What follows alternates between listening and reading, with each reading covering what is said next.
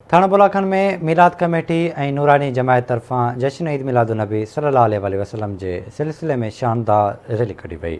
Report कर रहा है शहबाज उमरानी। बिनी जानन जे सरदार सरवर कोनैन हज़रत मोहम्मद मुस्तफ़ा सल्लल्लाहु अलैहि वसल्लम जी विलादत बासादत जश्न ईद मिलादुन्नबी जे सिलसिले में थाणो बुलाखान में 12 रबीउल अव्वल जी मरकज़ी रैली नूरानी जमात ऐं मिलाद कमेटी तरफ़ां मौलवी माशूक अली ताहिरी, अब्दुल अज़ीज़ मेमण, मोहम्मद खान हाजाणू ऐं ॿियनि जी अॻुवाणी में मेमण मस्जिद खां कढी वई। रैली में कोस्तान के मुख़्तलिफ़ इलाइक़नि खां आयल नंढियुनि वॾियुनि रैलियुनि शिरकत कई।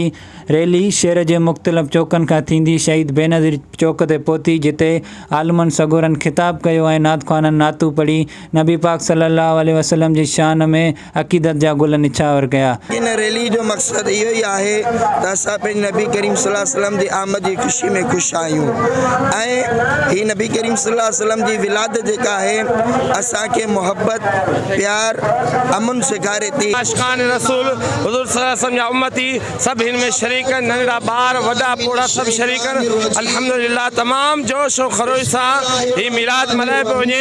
भी नूर शरीफ का दिन है और बड़ा प्यारा दिन है।